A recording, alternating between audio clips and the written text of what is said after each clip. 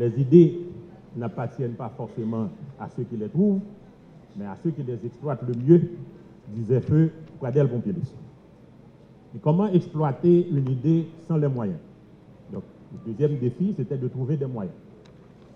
Et c'est dans ce contexte que les partenaires vont intervenir. Nous avons eu à contacter beaucoup de partenaires. Heureusement, les plus enclins à marcher avec nous. Donc, je veux citer l'OPS-OMS, l'UNOPS, le SAID. Je ne parlerai pas de la BID, mais on sait quand même que la BID, c'est le cordon de la bourse, ça vient de là, donc tout le monde connaît l'importance de la BID dans ce projet. L'idée a fait son chemin, l'idée a été vendue, le produit est accepté, on a identifié des moyens et il fallait passer à la phase de concrétisation. Et là, le troisième défi, où placer ce service, comment le construire? Il y a une pylône de transport de voltage qui traverse la cour de l'hôpital. Dans un premier temps, il fallait bâtir à côté des anciennes urgences, mais cet élément technique posait problème. Et les ingénieurs n'entendaient pas parler de ça. On ne peut pas déplacer le pylône, on ne peut pas non plus intégrer le pylône dans l'environnement de la structure, donc il faut trouver quelque part d'autre. L'espace du parking, une partie de l'espace du parking a été identifiée. Et là, troisième défi à relever, les groins d'une partie du personnel. Certains, pas qu'ils ne voulaient pas d'un service d'urgence pour leur hôpital, mais ils ne voulaient pas se priver de ce petit privilège d'avoir un espace pour garer leur voiture, un accès direct à l'hôpital. Malgré le rapport de bon voisinage qui nous a permis d'obtenir l'autorisation du voisin d'en face, Enfrasa, pour leur permettre de garer leur voiture, les remontrances pleuvaient. Le ministère de la Santé publique, paraît-il maintenant, se fait complice parce qu'on nous impose de traverser la rue à pied pour venir travailler et que si quelque chose nous arrive, ça va être la faute du ministère, etc., etc. Et il y a eu même certains qui ont menacé de ne plus venir travailler s'ils ne peuvent pas avoir accès directement au parking de l'hôpital. Être médecin, être infirmière, être personnel en soins dans un hôpital, dans le contexte haïtien, ça demande beaucoup d'abnégation, beaucoup de sacrifices que, heureusement, nous avons trouvé à la paix et que nous vous demandons de continuer à apporter au système.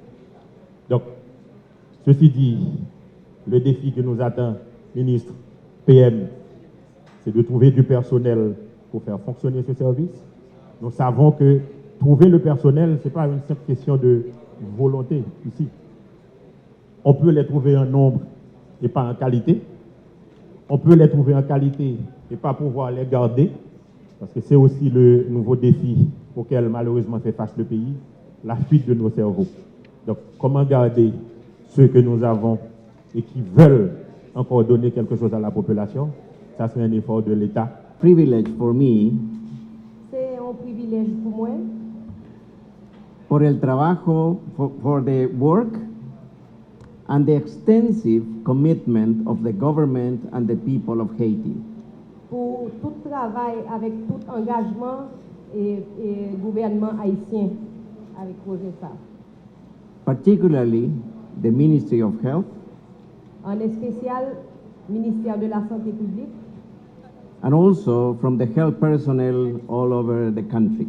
Et aussi tout personnel de santé de tout pays.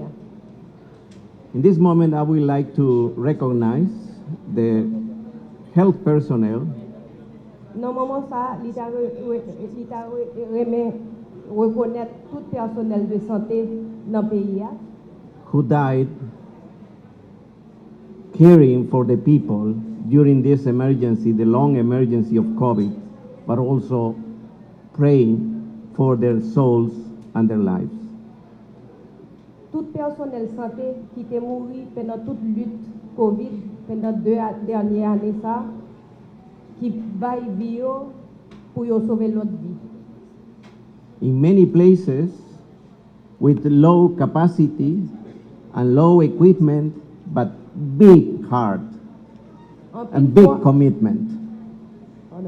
En pile fois, avec très peu d'équipement, avec très peu de ressources, mais avec un gros cœur.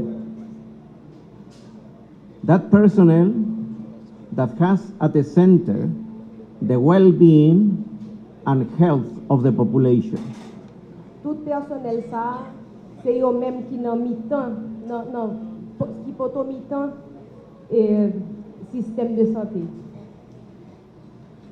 It is also a big recognition for the partners, the international partners that make this dream come true. Faut nous reconnaître aussi tous partenaires, ministère de la Santé, tous partenaires internationaux qui fait réalisation ça possible. Particularly to the team of my colleagues at PAHO in Haiti. En spécial à collègues moi qui travaillent dans l'OPS-OMS Haïti. But there is one person that was behind all this, and this is Chantal Calvet. Mais il y a un monde qui était derrière toute bagaille ça, et ça c'est Chantal Calvet. And her commitment. Nous conforce lui avec engagement lui. And anything can happen when there is a decision to care for the people of Haiti. Et toute bagaille possible, les gens décision que ou des sentiments pour le peuple haïtien. At this transfer of this new top of the standard emergency room, Et nouveau service de urgence qui là qui est plus haut niveau. there is a responsibility of the health personnel at the Ministry of Health and the government of Haiti Ministère de la Santé, staff ministère de la Santé avec gouvernement haïtien, ont responsabilité envers le service ça. but also there is the responsibility of PAHO and the partners Mais l'OPS-OMS avec partenaires, ils ont responsabilité tout. to maintain and to increase the capacity of this emergency room and others that may be established around the country. Pour nous mettre nu support pour service d'urgence ça, car fonctionnel, mais pas seulement ce service ça, mais l'autre service qui était placé dans l'autre département dans le pays. We will work hard to train the personnel Nous allons travailler dur pour nous former personnel to provide the critical supplies, the equipment and the technology pour nous capables intrants et équipement avec toute technologie qui est nécessaire because we want the people to save their lives in this establishment but also in others alike. parce que nous voulons que personnel là a sauvé vie moun dans établissement ça mais dans l'autre tout. Nous sommes honorés encore une fois aujourd'hui par la présence de son Excellence le Premier ministre. Cela témoigne de son intérêt particulier pour le service des urgences, domaine de prédilection d'un neurochirurgien. Le système de santé haïtien fait aujourd'hui un pas de plus avec la construction de ce nouveau service d'urgence ainsi que la rénovation des services de laboratoire et du bloc opératoire de l'hôpital universitaire La Paix. Nous devons tous nous en réjouir. Monsieur le responsable des urgences, Madame la représentante de l'OPS-OMS, le ministère entend contribuer à l'atteinte de l'une des trois grandes cibles de l'Organisation mondiale de la santé, à savoir qu'1 milliard de personnes de plus soient mieux protégées des urgences sanitaires. C'est pour nous une exigence constitutionnelle d'assurer que tous les Haïtiens aient un accès rapide à des soins d'urgence où qu'ils se trouvent sur le territoire. À cet effet, avec le concours de l'OPS, de la coopération brésilienne et du gouvernement taïwanais, Notre centre ambulancier national, le CAN, dispose d'une flotte d'environ 100 ambulances réparties sur le territoire national. Grâce à ce dispositif, ces 11 derniers mois, le CAN a pu assurer la prise en charge de 7 518 cas d'urgence préhospitalières à travers ces 8 réseaux. Toutefois, beaucoup de chemin reste à parcourir. Toujours dans l'optique de la couverture sanitaire universelle, il est prévu l'extension de services de soins à la population. Demain, le ministère de la Santé publique et de la Population inaugurera l'hospitalier de l'asile. Le mois prochain, il sera procédé à l'inauguration du centre de prise en charge des urgences obstétricales SODUC d'Anse-à-Pitre, situé dans la zone frontalière du Sud-Est. De plus, durant le premier trimestre 2023, le MSPP aura à inaugurer successivement dans la Grande-Anse les centres de santé de Baliverne, de Petite-Rivière, de Bariadel, de Lapinot, de Sanon, de Carcasse, de Moline, de Chardonnette et dans le sud, le centre de santé de Dory.